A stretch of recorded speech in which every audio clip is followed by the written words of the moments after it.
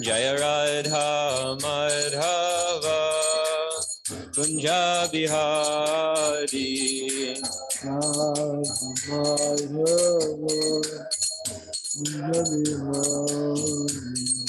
Gopi Jana Vallabha Girivardhari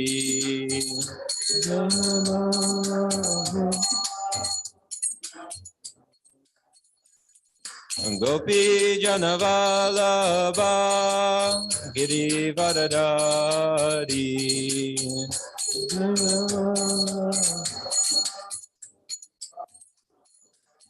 Yashodanandana Braja Janaranjana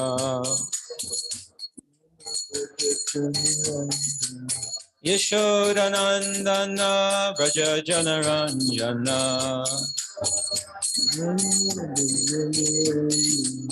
Yamunatira Vanachari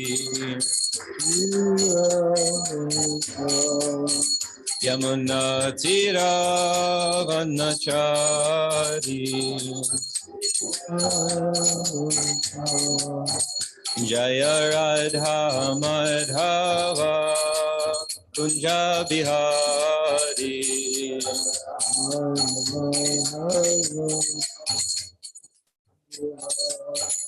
Jaya Radha Madhava Kunja Bihari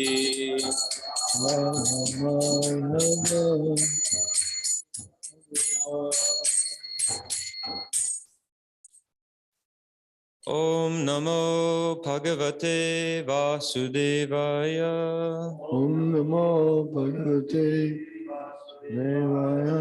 Om Namo Bhagavate Vasudevaya Bhagavate Vasudevaya. Om Namo Bhagavate Vasudevaya Bhagavate Vasudevaya.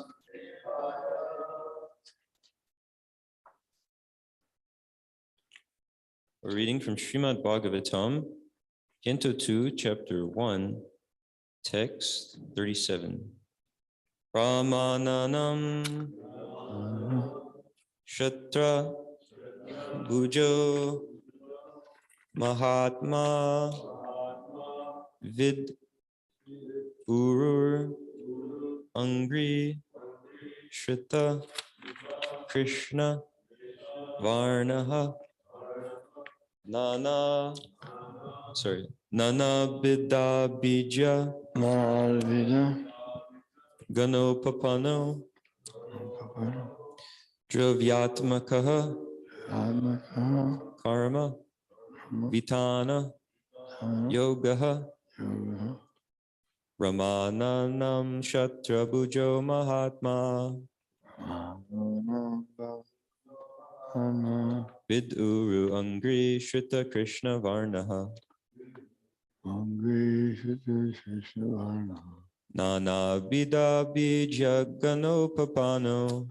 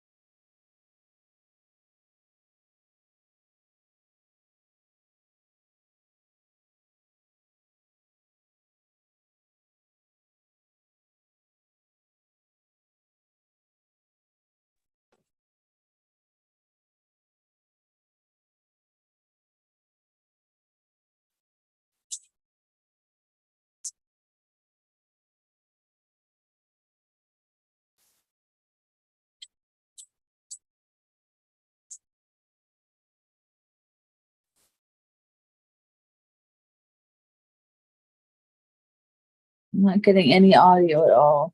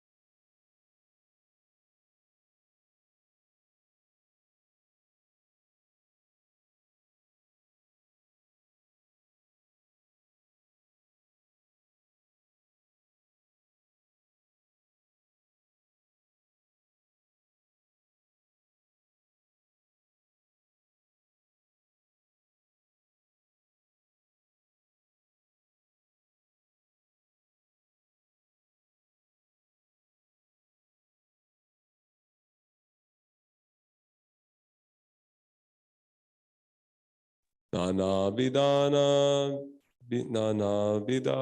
Jagano Papano Nana Vida Bija Papano Dravyadmaka Karma Vitana Yoga.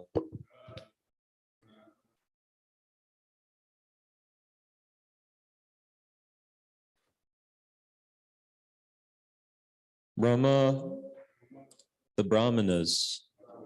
Ananam, the face. Shatra, Kshatriyas.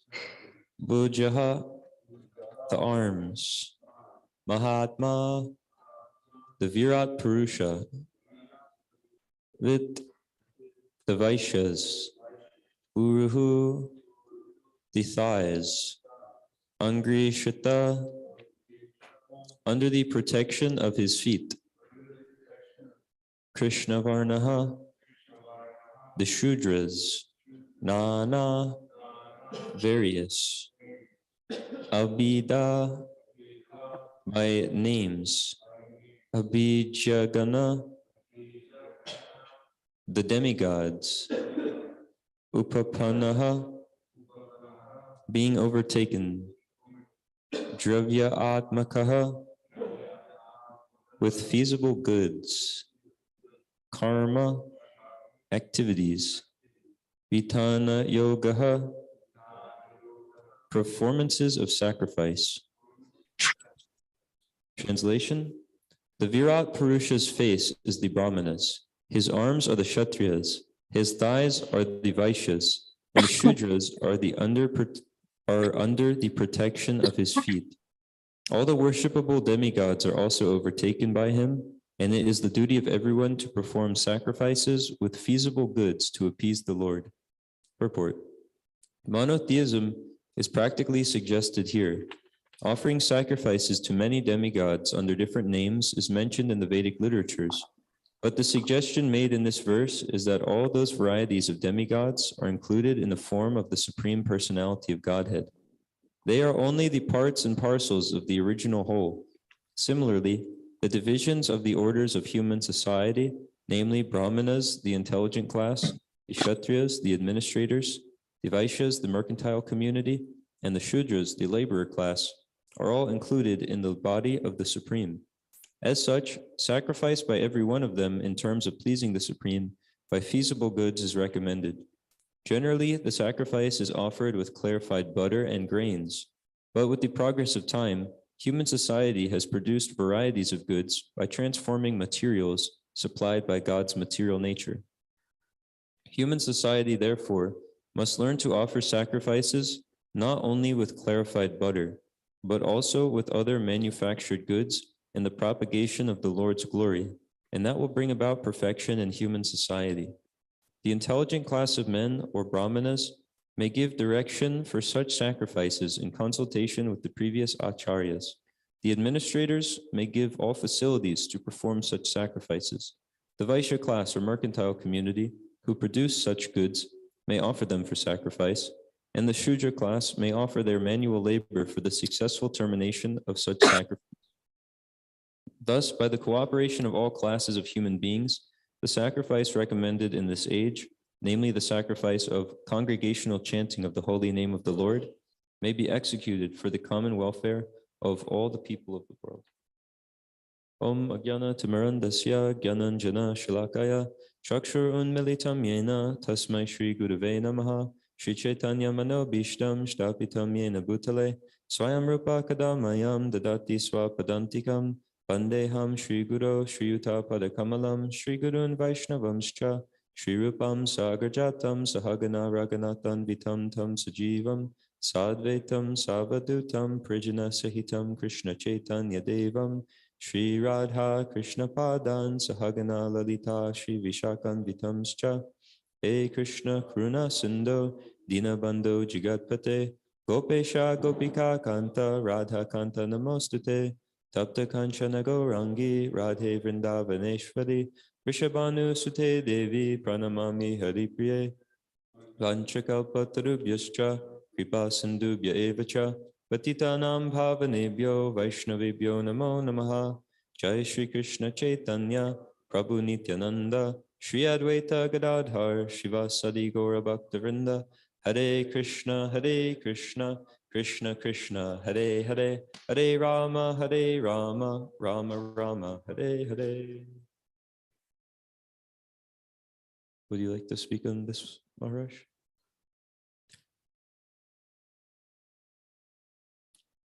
So one of the main points that we saw was, sorry, my page turned on me. Human society, therefore, must learn to offer sacrifices, not only with clarified butter, but also with other manufactured goods in the propagation of the Lord's glory, and that will bring about perfection in human society. So everything is meant for the service of the Lord, including us. That's our constitutional position. So my real identification isn't as this body or a Shudra or a Vaishya or Kshatriya or Brahmana or a Brahmacari or Grihastha or Vanaprastha or Sannyas, but as the eternal servant of the servants of Krishna, Das Anudas Anudas. So that's the real position of the living entity. So naturally, all of our time and energy and thoughts and words and activities should be engaged in the service of the Lord. And along with that, we can use anything in this world in the Lord's service. And the main service in this world is Sankirtan. So the congregational chanting of the holy name of the Lord. And as Srila Prabhupada also refers to often, he calls book distribution the Brihat Mridanga. So when we're chanting, we have the Mridanga and it's heard for a few blocks. And then if we have Srila Prabhupada's books and we give that to someone, then it can go around the whole world.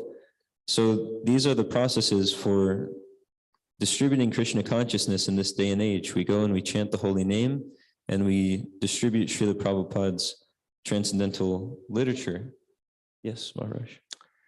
And that reminds me that Prabhupada also like to introduce these Rath Yatra festivals with parade and colorful ceremonies and activities. People like parades.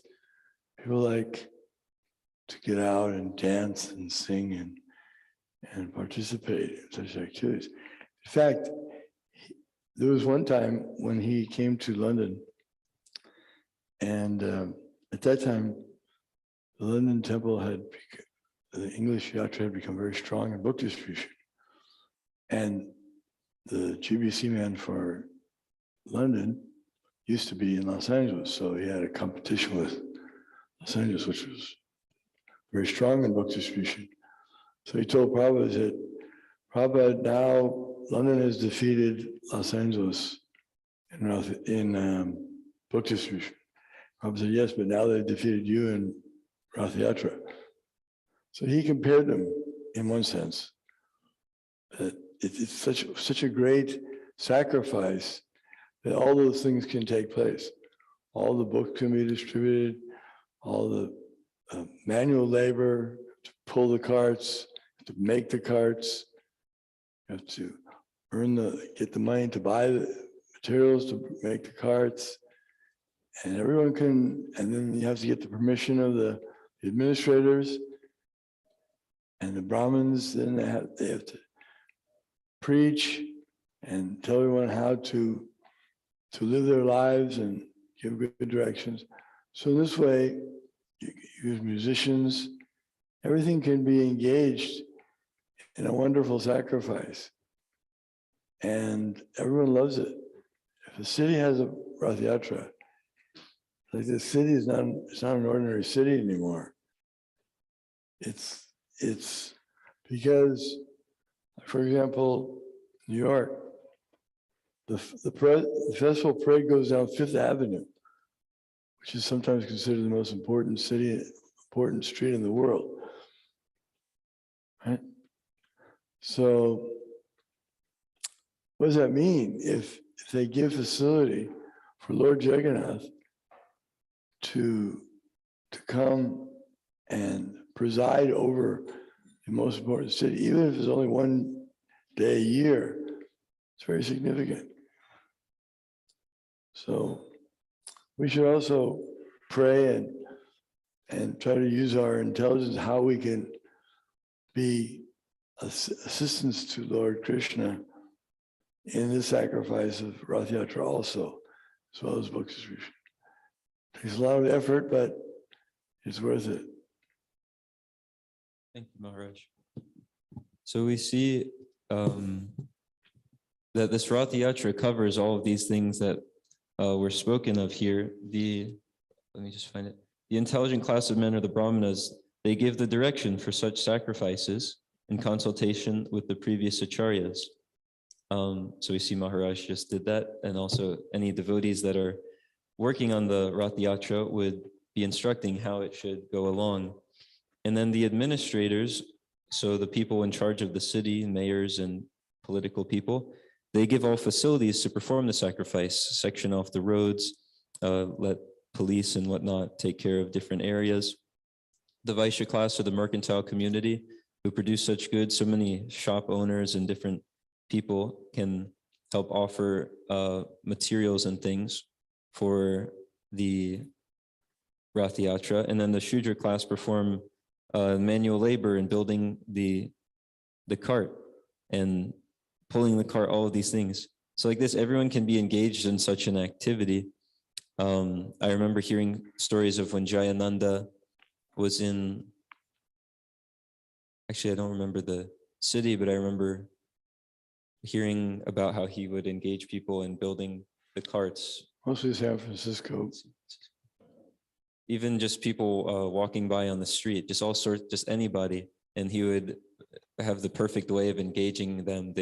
He'd see someone and he'd ask if they could come and help. And he'd say, you know how to work a hammer? And they would just start with something like that and just nailing the different pieces of the cart together. And he would give everyone prasadam and be very kind and friendly to everyone. And like this, so many people got to engage in devotional service.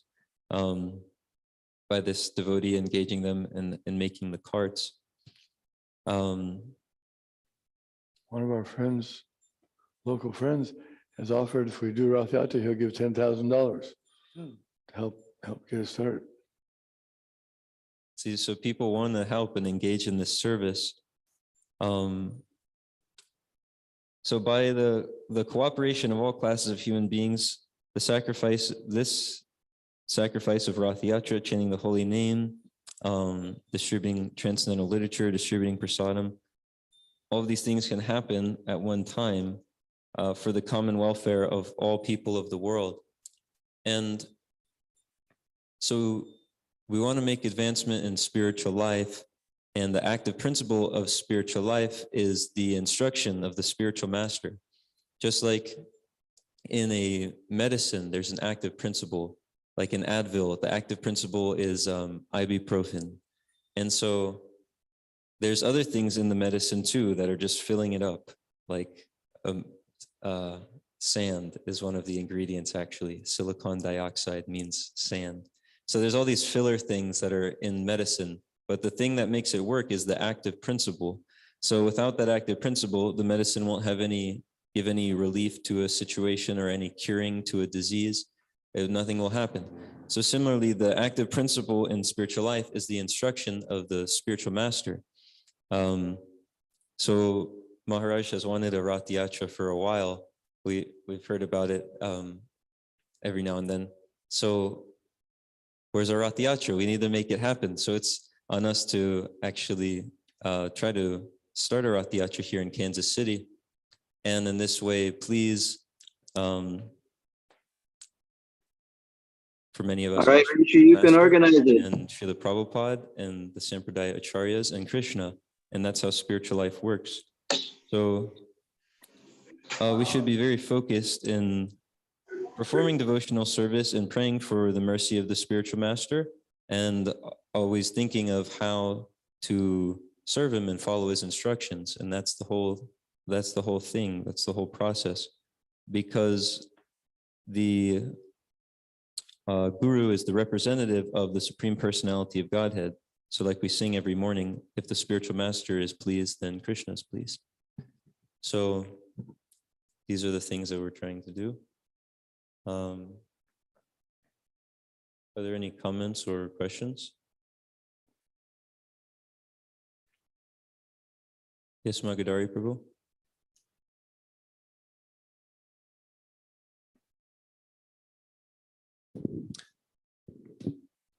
So why do people worship demigods if they're just part of Krishna? Yeah, that's actually a good way to look at it, is that they're just part of Krishna. So why not worship the whole being that they're a part of? So Krishna explains in the Bhagavad Gita that those who worship the demigods are less intelligent, because, like you pointed out, they're worshiping they could just go and worship the CEO, which is Krishna, but instead they're worshiping those who are employed under him for material benefits, and that's what makes them unintelligent. If they properly worship a demigod and they're asking, please, like Ganesh is known for removing obstacles in life. So if they pray to Ganesh to remove the obstacles in them attaining pure devotional service, then that's nice. But Krishna says these people who are worshiping demigods for material benefits are less intelligent, because they're not knowing that it's him who's actually presiding over everything. He's the proprietor, the supreme enjoyer. Everything should be going to him.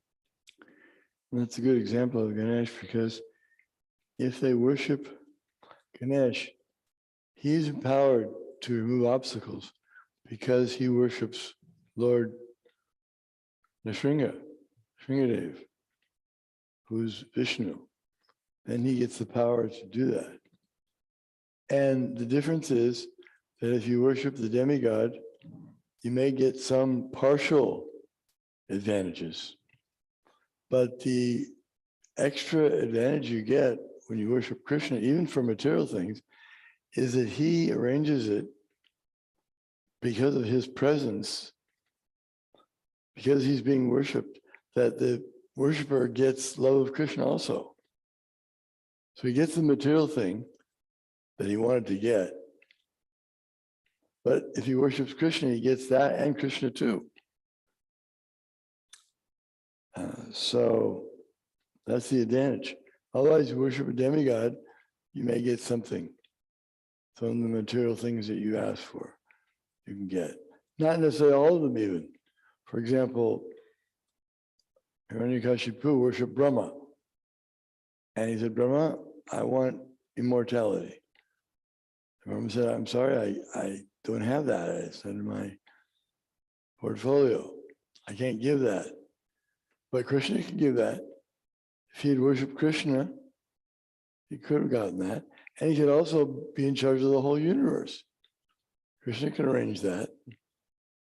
And he does arrange that. We see in the case of a pure soul like Brahma, he gets to be in charge of the universe. Or Bali Maharaj was given the whole universe to manage. So one can be a devotee and get material things and get love of Krishna also, which is better.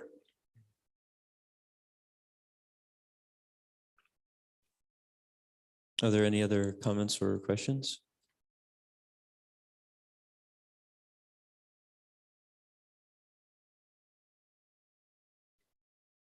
Yes, Magadari Prabhu. What is so special about love of Krishna?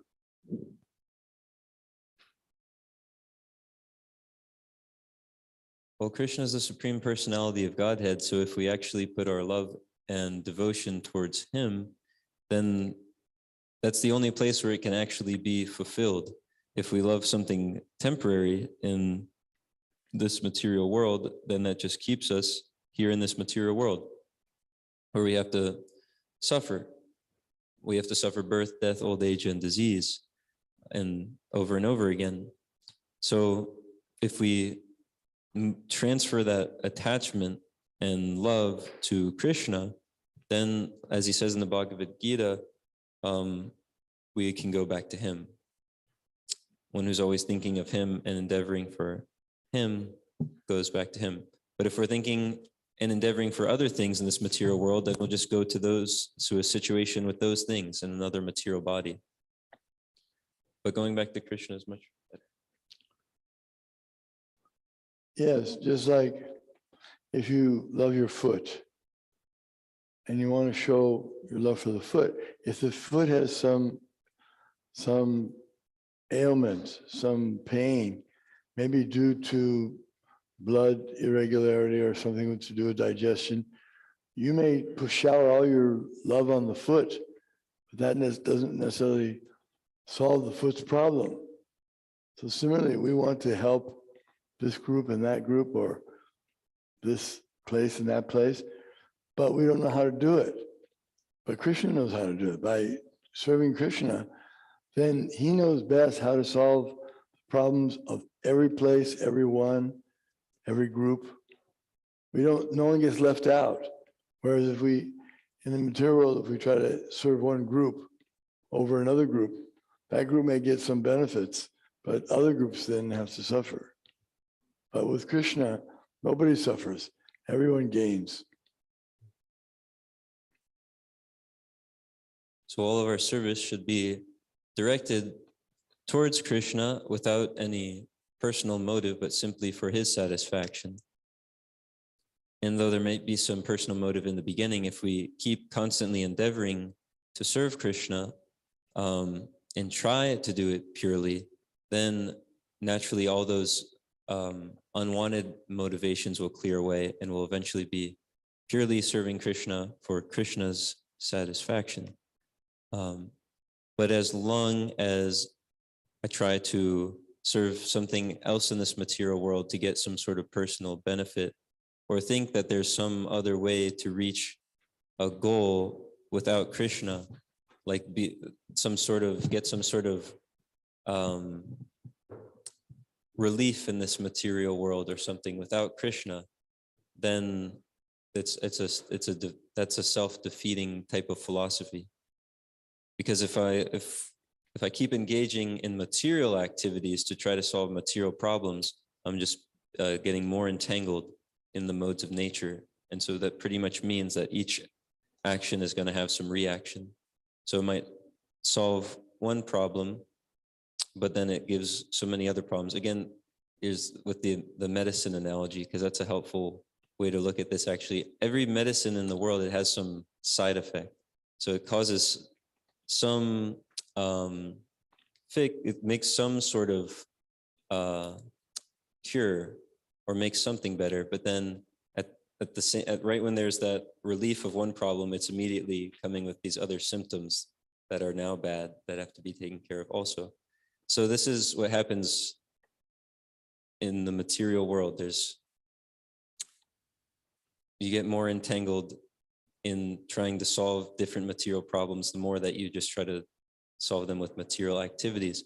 But if we approach Krishna, then we can wrap up the whole material business altogether and solve the material problem, which is actually this material body.